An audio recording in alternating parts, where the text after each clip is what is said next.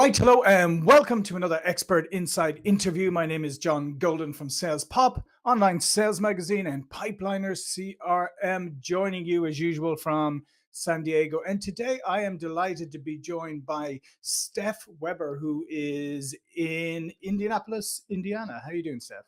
I am doing wonderful, John. Thank you so much for having me. I am excited to be here with you as well. Fantastic. And Steph is the CEO of the Weber company. She looks after and helps build brand and helps people build brands that are flourish and have great brand authority and can really communicate what you need to communicate to your people. And she has a great team of people behind her. And that's kind of what we want to talk about today, is the foundations of being an authority brand. Because Steph, I still feel today that people still don't really understand the comprehensive nature of brand. You know, a lot of people still look at it, it's the logo and it's the pretty colors and it's the nice fancy slogan that we came up with. But first of all, just to bottom line it for people, explain what brand is and what brand isn't. Yeah, absolutely. So the brand is the perception in the market that your audience has of you, of your business, of your company as a whole. I think oftentimes I get the question of what's the difference between branding and marketing? And so I like to explain that the brand is the perception, it is the human connection, is the emotional piece. It is ultimately the reason that people are saying yes to you. Your marketing strategy, the marketing tactics, your efforts that you're making from a marketing perspective or how you are sharing that brand message across a multitude of platforms to bring new members into your audience, into your ecosystem to allow them to convert. But ultimately, the reason that they're converting and saying yes to you is largely due to your brand. Yeah, and the brand is something that everybody in the organization needs to understand and be able Mhm. to support and articulate. Because I think that's another big area where it falls down, Steph, is that you may come up with the concept for a great brand. Maybe it's presented really well by some people in your company, but some people in your company don't really understand it, don't know what they're doing. So the brand experience for different types of people who interact with you can be different, which is not what you want. Yeah, that's very true. And it's funny that you brought that up too, John. I was just having a conversation this morning with a potential client. We were talking about past work experiences and toxic, unfortunately, toxic work environments. And it very much is your brand as a whole, not just your brand in terms of what you're putting out on social media, but it's also your brand internally within your internal company culture as well, that your team needs to have buy in as well as your clients do. And ultimately you're the one that is guiding that vision for the brand as a whole. Yeah, absolutely. So, how do you go about starting to build a brand that has some authority, that has some real equity to it? Well, I want to start first, John, by helping your audience understand what it actually means to be an authority brand. So, the first kind of Perfect. identifier for us here at the Weber Co. Being an authority brand means that you stand in your power. You know, with full confidence that you bring something meaningful and impactful to the table. There are many others in your industry who do what you do. You know, all of us experience saturation in our industries, but none of them are going to do it quite the way that you do, leaning back into that brand experience. That's why this is so important, and it is truly up to you to identify the gaps and to fill them in your own unique way. Being an authority brand also means that you show up ready to make an impact for your life and for the lives of others. Listen, we define vision and impact in a few different levels at the Weber Co. And one of those is from a personal impact. So, what is your brand allowing you to do, and how is that allowing you to live in your definition of success? How are you impacting the lives of others, the lives of those that your business exists to serve in a very powerful way? And what is your pay it forward impact? How are you ultimately giving back to your community, to a purpose that is larger and greater and outside of you? You know, we really embody this idea of impact on these multitude of levels, because wanting for yourself is not selfish, but your business also exists to do something that's outside of you as well. So that is a piece of an authority brand. Being an authority brand also means that you stand in your beliefs and your values. You allow your vision and who you are at your core ultimately to be able to drive you and get the business and get yourself to where it is that you want to go. And ultimately, you are also innovative. So you take some foundational principles, you implement them in your own unique way, or you do something that is against the status quo. Being an authority in your industry requires you to go against the grain sometimes. You don't have to Mhm. accept the idea that something has to be done a certain way because it's always been done that way. And it's okay to kind of disrupt. And we're here for those disruptor moments. And lastly, I want to point out that being an authority brand means that you take responsibility and ownership for your actions. I think it's very easy as the CEO of a company sometimes to want to blame outside circumstances. Or I see this a Of lot, course. especially in the social media world of, oh, the algorithm today didn't show my post. And it's like, all right, guys, we really need to take ownership for what it is that we are doing on a daily and consistent basis to ultimately reach our vision. So those are a few of the key indicators for what being an authority brand kind of looks like for us. And that kind of leads us into those foundational pieces. Yeah, no, that was fantastic. That was really useful. Yeah, it's so important that people do understand like the role that they do play in supporting a brand, and like you said, is understanding the values and the culture of the company. And these can't just be bumper stickers; they have to be something real. And as you said, I mean, if you can't, if you're not enthusiastic, it doesn't matter what you do in the company. If you're not enthusiastic about the brand and the vision and what you do and helping people change, you're never going to be able to communicate that. Absolutely. Yeah, that's very true. And it's interesting too, John, when I brought in my team members, they had all had various different work experience with some with entrepreneurs, some in corporate, kind of a well-rounded experience and backgrounds on our team, which is really cool. But many of them started and said, wow, I've never seen a brand document quite like this. It really goes into the depth of what your company exists to do and the messaging in and around that. And it really guides how we are speaking with those who are in our ecosystem, be they community members, clients, whatever it may be, because there are brand experiences that our customers are having before they even become customers that have to be very clearly defined and set out with intention by yourself as the CEO, but also by your team members. So yes, very interesting.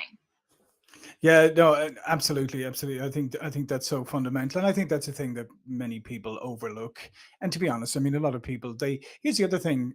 Before we just get into building the foundation, is Mhm. that your brand is not a static thing either. It can change over time. I mean, look, we've seen many examples of brands that once stood for one thing and now kind of stand for another. So it's something that you always have to be conscious of, right? Mhm. Yeah, it absolutely is. And our world is evolving and we as human beings are growing year after year. I mean, where my brand started in 2016 to where it is now looks very different in some capacities. In other capacities, I am who I am at my core. I'm very loyal. I like to trust people. People trust me. I like to teach on branding and marketing. These are things I've been doing since 2016, but the way in which I've been doing them has evolved over time. Your brand has to give you that space and that flexibility. And that's the power behind having a really solid brand foundation is that when you have that set up, it makes it that much easier to pivot and to allow your audience to pivot and grow with you, which is really important. Yeah, no, no, absolutely. So, what are some of the key elements of an authority brand? What are the foundational elements that you need to put in place? Yep. So we have three fundamentals for establishing your authority brand. And then within these three fundamentals, there are various different pieces underneath. So I'll kind of give you the overview and then we can dive Hmm. in a little bit deeper to each of these. So the first piece is your foundation, your brand foundations. The second piece is going to be your brand identity. And the third piece is going to be your overall brand experience. So these are the three fundamentals for really establishing an authority brand in the space. John, would you like me to dive into these a little bit deeper?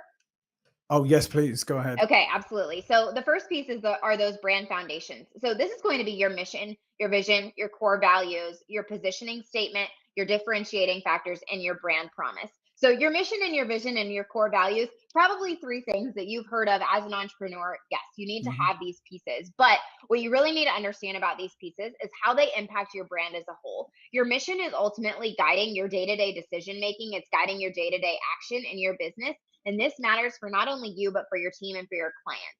And when your clients are buying into your business, they're also buying into your mission and your vision and those core values. So you want to be sure that those are clearly communicated across the board so that anyone who decides to do business with you knows what you stand for. And that is clearly demonstrated through your mission, your vision, and your core values. The positioning Yeah, statement piece of this is simply how are you doing something a little bit different in your market? In other words, what corner are you claiming in your market that's different than what else exists out there? So, how are you positioning yourself? I like to use the example here of Bounty paper towels. So, if you've hmm, seen the commercial, you'll often see like bounty and it picks the mess up really easily and it's like such a nice experience for the user, and then like leading competitor and it's like the paper towel is like falling apart as they're trying to wipe up a Hmm. mess. They're positioning themselves based on the quality of their product. So there are various different ways in which you can position yourself and claim your corner of the market, but it's important for you as the brand to identify what that looks like for you. Then, of course, you Yeah. have your differentiating factors. So, what are those pieces that are different? This could be through your brand experience. This could be the way in which you speak to your customers or clients. This could be the welcome gifts that you send out. What are the things that you do that are kind of rolling out the red carpet or that create that elevated experience for your Right. community or your clients? And then you've got your Hmm. brand promise. So, it's what are you promising to your people at the end of the day? They're saying yes to you. What's the promise on the other side of that?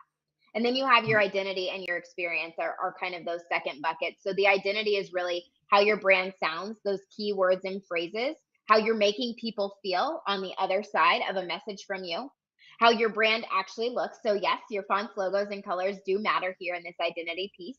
The identity piece also is really how are you getting your team on board with your brand voice as a whole Hmm. as you're growing and scaling too. And then the last piece here, this third fundamental, is your overall brand experience. We want to make sure that we define the brand experience from the time that someone connects with you on social media to the time that they say yes as a client to the time that they start referring their friends and family or their ecosystem to you Yeah. because of the experience they've had with you. So making sure that you define that across the board. Yeah, and no, there's a lot of things to unpack there, but the last Uh-huh. one that you just mentioned there is critically important, and that is that it's shared, that is shared across the whole company, and people really understand it, and people can really articulate it, because as you said, the continuum of the customer experience is like pre even meeting or seeing you, their first interactions with the brand, all the way through to, as you say, hopefully when they become long-term customers and referrals. But the challenge with that, and what a lot of companies are facing into the challenge with that, is one mistake along that continuum unfortunately can color the whole experience, because that's what we're Mhm. like as human beings. We don't remember the I always use the airline example, right? You can check-in is smooth, getting on is smooth, flight leaves on time, flight is fantastic, everything is good, you land a couple of minutes early, and then your baggage is delayed, but they don't but there's nobody around to tell you why, Mhm. right? So now Mhm. your positive experience hinges on a negative. And what do we do? Somebody asks you, how was your journey? Terrible. Mhm. Even though it was only even though it was only the last bit of it. Yep. Yep, absolutely. I have been that person to lose my luggage. Yeah. Yes, that's Yeah. absolutely true. Because again, human nature, we cling on to that negative piece of what has just happened for us, and traveling in and of itself sometimes being a stressful experience Mhm. in many cases. And especially when you lose that luggage, it's like, wow, the whole trip was great until this moment. And now the negative piece is what I remember. And so Mhm. it's thinking, using that as kind of the example here, what is the customer journey or the customer continuum from start to finish to the time that they're referring, right? So that person is probably not referring to whatever airline that they just flew because of the Yeah. baggage situation, right? That's a problem as a brand. Yeah, and now and a simple fix. If there was somebody there who was informing people, then you're going, okay, I understand what's going on. And the Hmm. other part I think is really important, and Steph, is that this is what customers hate, right? It's the handoffs, right? Yeah. It's I start off working with you as maybe as a salesperson, and then I decide to buy, and suddenly I'm handed off to customer success, and maybe they're fine, but there's always that sense that you're being passed along from one person to another, and you don't get that. Sometimes you don't get that sense of security, if you like, or you think there's going to be potential issues. You don't think you're as important anymore. There's a lot of things happened in handoffs, and I think that's a bit that still is people are really falling down on, and don't realize that that's part of your brand experience. Hmm. Yeah, it absolutely is. And typically in companies, especially companies that are growing, you are going to be handed off at some point. I like to remind companies who do have teams and who are scaling in that way that you as a CEO are responsible for helping your team engineer their celebrity and their own brand, crafting their own brand within your brand. And that is a tricky process, but we have several team members. One of our team members, her name is Narvis, and she is our client success strategist. So she works directly with our clients from a strategy perspective, from an accountability perspective. She's very hands on with them. And so if they've had a sales call with me, or they've had a sales call with another member of our team, when they go to Narvis, they have an onboarding call with her and with myself, or with Mhm. with just Narvis, but it has been very clearly demonstrated to them what Narvis's celebrity is within the Weber Co. and where her zone of genius is within our brand as a whole. And that's demonstrated too through Narvis's branded Weber Co. social media account also. So we're strategic in how we do this within our company, because it is part of the overall experience, and no one likes to feel feel like they've just been like brought into something and now all of a sudden something else is happening, and there can be a lack of trust that happens at that moment, and that's tricky. And you just brought up another kind of fascinating issue, and this was an issue I think that even started back, kind of started with LinkedIn and that about when people were sort of saying, "Well, no, that's my personal LinkedIn. That's got nothing to do with the company, or that's my personal thing." The fact is, what you're saying is building up their celebrity, their area of expertise, really pushing that. I think that a lot of organizations don't do that because they're still stuck in sort of semi-hierarchical structures, or they haven't evolved to the point where they're saying this actually gives great comfort. This is a selling point. This is a point of differentiation. Mhm. You want them to go, well, Steph was great on the sale, but boy, Narvis is fantastic. Hmm. Yep. Yeah, absolutely. And as a CEO, you're responsible for helping I mean, Narvis would not have been able to come into the Weber Co. and create a Weber Co. branded account that demonstrates her zone of genius, right? When she's on her account, she's talking about how she coaches clients. She's talking about the wins that her clients are sharing with her. Yes, it is through the Weber Co., but that's Narvis's, like, that is her Mhm. area to own and claim in our company. And that's powerful. So as a CEO, I give ownership to Narvis of her position. And I think that that's what we're not seeing happen in a lot of companies, John, is that they're simply clinging on to this kind of hierarchical thing. And that's fine. I get that to an extent. However, if you want your company to grow and to have success, you have to understand that we live in a world that prioritizes human connection, and human connection equals trust. If the Yeah. consumers on the other side don't feel that they can trust the brand that they're doing business with, and don't feel like they are going to be loyal to them or have their best interest at heart, of course they're not saying yes, or they're getting in and then going, this isn't what I signed on for. There's a disconnect here. And that's a brand problem. Yeah, and I just love that idea. I love that idea of building people up, as I said, because it's not typically done by a lot of organizations. Because some organizations will go, well, if I build them up and if I really help them and give them ownership and let them promote themselves, well, then they'll just promote themselves into a job somewhere else, you know. And we used to always have that. I was in the sales training industry for a while, but we used to have the same argument. People say, well, what happens if I train my salespeople and they leave? And you just say, well, what happens if you don't train them and they stay? Hmm. Yep. So Yep. so now you have a bunch of untrained salespeople. Wouldn't it be better risk to have highly trained ones? And maybe if somebody moves on, so what? But I do think these are the things that sometimes hold people back. Is like they don't want to sort of promote people who they perceive maybe at a different point in the organization, or they think, well, why is that person, kind of self promoting over there? And these are the kind of things we have to get away from because that's just the world we live in. Yes, it absolutely is. And along with that comes guidelines, and comes an understanding, and also comes the buy in from the team.